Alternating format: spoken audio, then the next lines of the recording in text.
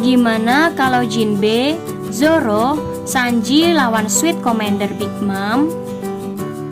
Zoro dan Sanji terbukti bisa melawan dua komandan teratas di kelompok Kaido. Zoro menjatuhkan King, Sanji menjatuhkan Queen. Jinbe tidak melawan Jack. Yang mengalahkan Jack ujung-ujungnya adalah Inuarashi, sementara Jinbe melawan Who's Who. Namun saya sebenarnya yakin kalau Jinbe melawan Jack, dia juga bisa menang. Nah, gimana kalau misalnya trio anak buah Luffy terkuat ini melawan Sweet Commander Big Mom? Ini teori saya. Pertama, Sanji melawan Cracker. Kenapa saya nggak memasangkan Sanji dengan Smoothie? Ya, karena tentu saja Sanji nggak bisa melawan Smoothie. Karena itu saya rasa jika memang topi jerami melawan Sweet Commanders, si Sanji justru akan melawan Cracker atau Katakuri. Bila Sanji yang sekarang melawan Cracker, dia saya yakin akan menang. Kekuatan Ifrit Jambe Sanji bisa jadi mampu merontokkan prajurit biskuit Cracker. Bahkan meski nggak ada Nami untuk melembekkan biskuit-biskuit itu, Sanji juga sepertinya cukup cepat untuk memburu Cracker.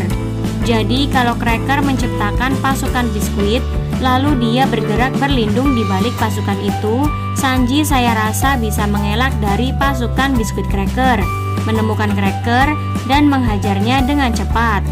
Sudah gitu, kalaupun Cracker bisa melukai Sanji, Sanji bisa jadi akan dapat cepat pulih. Kedua, Jinbe melawan Smoothie. Berhubung Sanji tidak mungkin melawan Smoothie, saya merasa kalau Sweet Commander melawan topi jerami sekarang, Jinbe yang akan menghadapi Smoothie.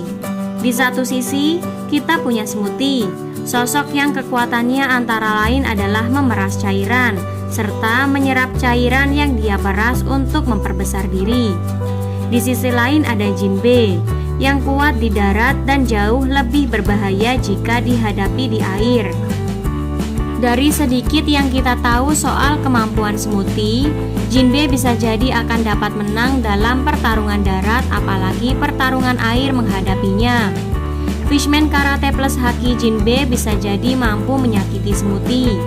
Lalu jika Smoothie berada di atas kapal, seperti saat dia memburu Tausan Sunny di WCI, Jinbe bisa saja tinggal nyemplung ke laut, lalu menyerang dengan pilar air dari bawah untuk menghancurkan kapal Smoothie. Ketiga, Zoro melawan Katakuri.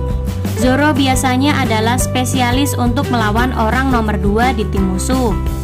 Bahkan saat menghadapi kelompok Kaido, dia menghadapi dan mengalahkan King. Jadi dalam situasi ini, Zoro sudah pasti akan menghadapi Katakuri. Saya sebenarnya merasa kalau di atas kertas, Katakuri bisa menjadi musuh yang lebih repot untuk dihadapi Zoro ketimbang King. Kombinasi kemampuan manipulasi tubuh Katakuri plus kemampuan Katakuri menggunakan Ken Bunshoku Haki bisa membantu dia untuk memanipulasi tubuhnya menghindari tebasan Zoro. Selain itu, mobilitas Zoro juga nggak sefantastis Luffy dan Sanji. Zoro bisa berpotensi direpotkan oleh Awakening Mochi Mochi no Mi.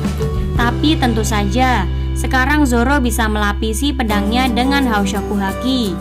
Bila ada tebasan Zoro yang kena telak, Katakuri akan tumbang. Jika King yang pemakan Ancient Zoan saja bisa ditebas oleh Zoro, maka Katakuri juga demikian. Kita juga tahu, Zoro ini ketangguhan fisiknya gila sekali.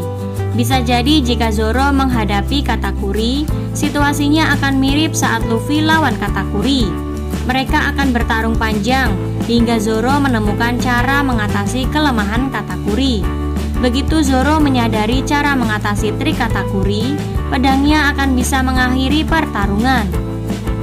Keempat, saat ini Sanji, Zoro, dan Jinbe memang terasa sudah level komandan kelompok Yonko.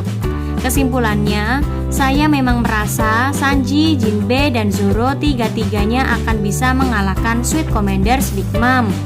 Ketiga ini saya rasa memang sudah level komandan Yonko, terutama Sanji dan Zoro yang sudah membuktikan diri dengan benar-benar mengalahkan Queen dan King. Dalam skenario ini, yang bisa memberi perlawanan paling berat saya rasa adalah Katakuri. Soalnya Ken Bunshoku haki dan kemampuan manipulasi tubuhnya membuat dia harusnya mencegah ditebas oleh serangan haki Zoro. Nah, gimana menurut kamu? Sampaikan di kolom komentar ya.